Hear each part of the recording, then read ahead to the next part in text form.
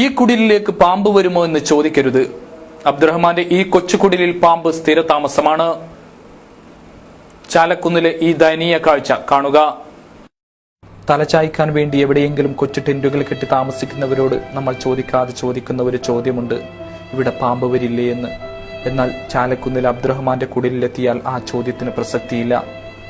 പാമ്പുകൾ വാഴുന്ന മാളങ്ങളുള്ള കൊച്ചു ടെന്റിനുള്ളിലാണ് അബ്ദുറഹ്മാനും ഭാര്യയും പറക്കമുറ്റാത്ത 4 മക്കളും താമസിക്കുന്നത്.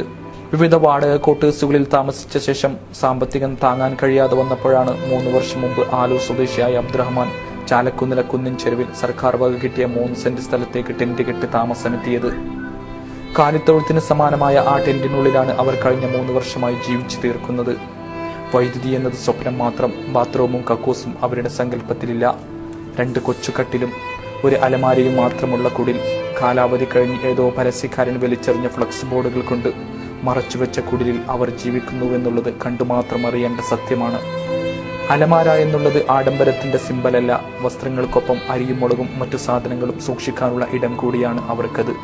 പാമ്പുകൾ എഴിഞ്ഞു നീങ്ങുന്ന വീടകം. ആ പാമ്പിലൊന്ന് കഴിഞ്ഞ ദിവസം അബ്ദുറഹ്മാനെ കടിച്ചു. സുബൈ നമസ്കരിച്ചു കൊണ്ടിരിക്കുമ്പോൾ വലത് കൈപ്പത്തിയിൽ എന്തോ കടിക്കുന്നതായി തോന്നി. ഉറുമ്പായിരിക്കുമെന്ന് കരുതി കാര്യമാക്കിയില്ല. സുജൂദിലിരിക്കുമ്പോഴായിരുന്നു ആ സംഭവം. ഒടുവിൽ സലാം വീട്ടിയ ശേഷം ടോർച്ചടിച്ചു നോക്കിയപ്പോൾ ഒരു പാമ്പ് അപ്പുറത്ത് തല ഉയർത്തി നിൽക്കുന്നു. അയൽവാസികൾ അതിവേഗം ആസ്പത്രിയിൽ എത്തിച്ചത് കൊണ്ട് മാത്രം രക്ഷപ്പെട്ടു. പാമ്പും തേളും നിറയുന്ന ഈ കുടിലിലാണ് അബ്ദുറഹ്മാന്റെ ഭാര്യ സൂദയും അവരുടെ മക്കളായ 7 വയസ്സുകാരി ഷെയ്മയും 9കാരി സമീറയും 5 വയസ്സുകാരി ഫിദയും 2 വയസ്സുള്ള ഷാനിയും ജീവിക്കുന്നത്.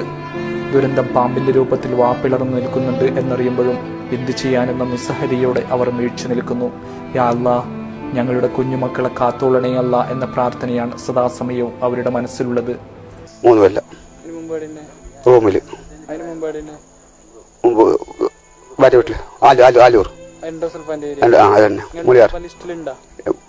പോയിന് ക്യാമ്പിൽ പോയിന് ഉൾപ്പെടുത്തിയിട്ടില്ല. സ്ഥലം മാറിയോണ്ട് അലർജിയും ക്ഷീണവും അടുവ് തളർച്ചയും എല്ലാം ഉണ്ട്. 4 പെൺപിള്ളേർ 9, 7, 5, 2.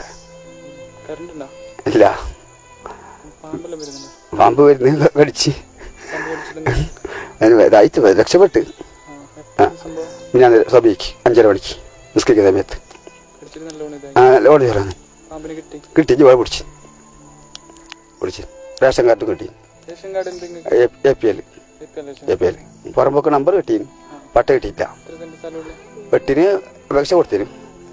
ഓരോ 5 സെന്റ് തരുമെന്ന് പറയുന്നു. കോട്ടയായിട്ട് 8 സെന്റ് ജീവിതം പോന്ന് ഉള്ള പട്ടനാക്കിയില്ല. വൈദ്യുതിയില്ല, കക്കൂസില്ല, നേരാവണ്ണം വയറ് നിറക്കാൻ ഭക്ഷണം പോലുമില്ല. ഇപ്പോഴും ഒരു തമാശ പറയട്ടെ, ഇവരുടെ റേഷൻ കാർഡ് ദാരിദ്ര്യരേഖയ്ക്ക് മുകളിലുള്ളതാണ്. എൻഡോസൾഫാൻ വിഷമഴ പെയ്തിറങ്ങിയ ആലൂരിലായിരുന്നു അബ്ദുറഹ്മാൻ ജനിച്ചതും ഏറെക്കാലം ജീവിച്ചതും. അതുകൊണ്ട് തന്നെ അബ്ദുറഹ്മാനെയും എൻഡോസൾഫാൻ വെറുതെ വിട്ടില്ല. അലർജിയും ശ്വാസം മുട്ടലുമായി അബ്ദുറഹ്മാൻ നിത്യരോഗിയാണ്. എന്നിട്ടും എൻഡോസൾഫാൻ ലിസ്റ്റിൽ ഉൾപ്പെട്ടിട്ടില്ല എന്നത് മറ്റൊരു തമാശ. പാമ്പിന്റെ വിഷം കയറാതെ എന്നെ അള്ളാഹു കാത്തു. എന്നാലും കുഞ്ഞുങ്ങളെ ഓർക്കുമ്പോൾ പേടിയാവുകയാണ്.